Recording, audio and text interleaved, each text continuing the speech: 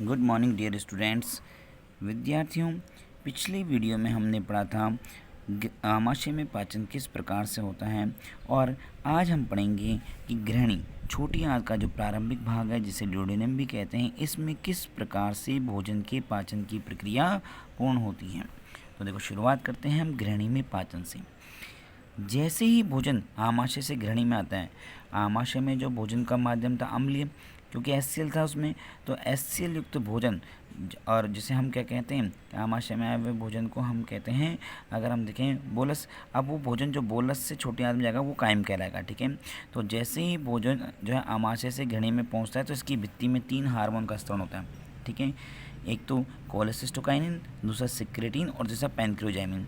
यहाँ पर cholecystokinin hormone रक्त के माध्यम से यकृत में पहुंचकर पित्ताशय को पित्तरस निकलने के लिए प्रेरित करता है। अभी कोलेसिस्टोकाइनिन नामक हार्मोन क्या काम करता है कि पित्ताशय को पित्तरस स्रावित करने के लिए प्रेरित करता है, ठीक है। यह पित्तरस सहपित्तवाहिनी कॉमन बाइल डक्ट जो है, अगर हम देखें, उसके द्वारा ग्रहणी की समीपस्थ भुजा में जो है, अगर हम देखें, आकर भोजन पर क्रिया करती है। तो मतलब इस कोलेसिस्टोकाइनिन हार्मोन की मदद से अगर हम बात करें, पित्ताशय से पित्तरस निकल करके अगर हम देखें छोटी आंत में ग्रहणी वाले भाग में आकर के भोजन के ऊपर क्रिया करता है। इसी प्रकार से सिक्रेटिन और पैंक्रियोजाइमिन हार्मोन रुधिर के माध्यम से अग्नाशय में पहुँच करके यहाँ से अग्नाशय रस के निकलने को प्रेरित करते हैं। और बाकी दो हार्मोन है, सिक्रेटिन और पैंक्रियोजाइमिन, ये अग्नाशय ग्रंथि में जाकर के अग्नाशय रस स्रावित करने के लिए प्रेरित करते हैं। इस प्रकार से ग्रहणी वाले भाग में पित्ताशय से पित्तरस और अग्नाशय से अग्नाशय रस प्रवेश कर जाता है। बात करें पित्तरस की, तो ये हरे पीले रंग का क्षारीय तरल द्रव्य है। इसका निर्माण यकृत कोशिकाओं में होता है तथा संग्रह किसमें होता है, पित्ताशय में होता है। पित्त एक क्षारीय द्रव्य है जिसका pH 7.8 से लेकर 8.6 तक होता है। इसमें कोई भी पाचक एंजाइम नहीं पाया जाता। यह केवल वसा का पायसीकरण करता है, जिससे वसा का क्षेत्रफल क्या हो जाता है, बढ़ जाता है। देखो एक बार फिर सुनो, पित्त जो है हरे पीले रंग का क्षारीय द्रव्य है जिसका निर्माण यकृत कोशिकाओं, लीवर में पित्त का निर्माण होता है और संग्रह पित्ताशय में होता है। पित्त एक प्रकार का क्षारीय तरल द्रव्य है। अब क्षारीय है तो इसकी जो pH होगी वो 7 से अधिक होगी, तो 7.8 से लेकर 8.6 इसकी pH होती है। इसमें कोई भी पाचक एंजाइम नहीं पाया जाता है, ठीक है।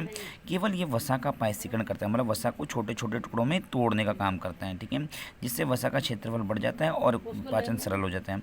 पित्तरस में जल के अतिरिक्त पित्त लवण पाए जाते हैं, पित्त वर्णक पाए जाते हैं।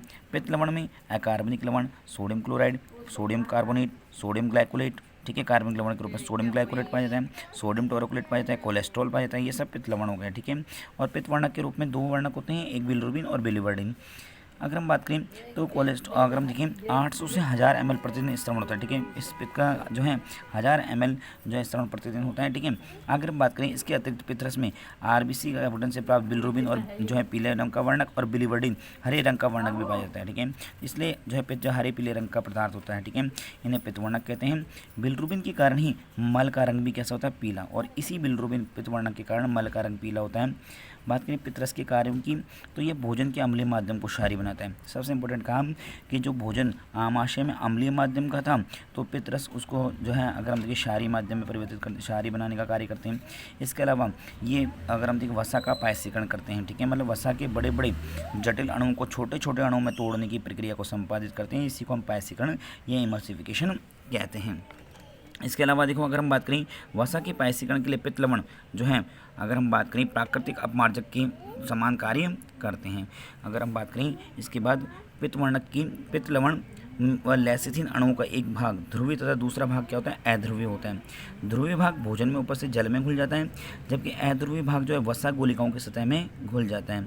इस क्रिया में वसा की बड़ी गोलिकाओं का पृष्ठ तनाव कम हो जाता है, जिसके फलस्वरूप बड़ी वसा की गोलिकाएं जो होती हैं छोटी गोलिकाओं में टूट जाती हैं और वसा बूंदों का अगर हम बात करें सकल क्षेत्र में कुल क्षेत्रफल बढ़ जाता है। इस क्रिया को ही वसा का पायसीकरण या इमल्सिफिकेशन कहते हैं।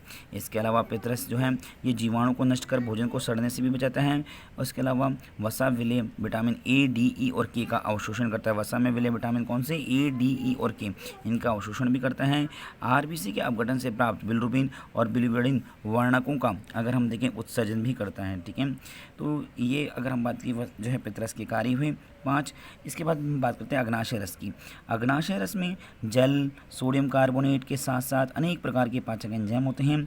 इनका pH भी क्षारीय होता है, 7.5 से 8 के आसपास। रस। मनुष्य में प्रतिदिन 1 से 1.5 लीटर अग्नाशय रस स्रावित होता है। ठीक है।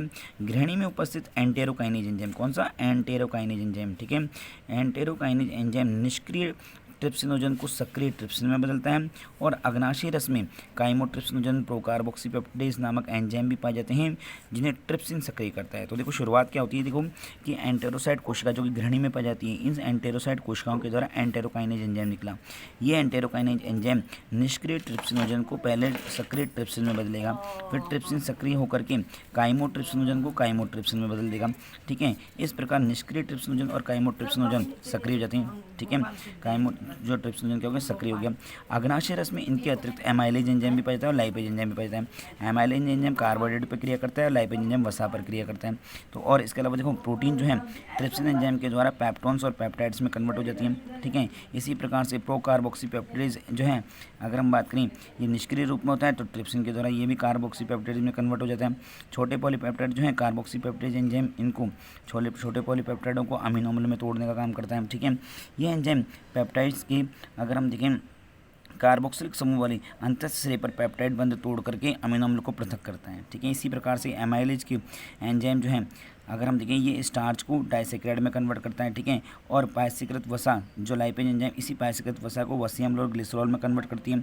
न्यूक्लियस एंजाइम न्यूक्लिक अम्ल को न्यूक्लियोटाइड्स में कन्वर्ट करता है और एलेस्टेज एंजाइम भोजन में उपस्थित इलास्टिन तंतुओं का पाचन करते हैं।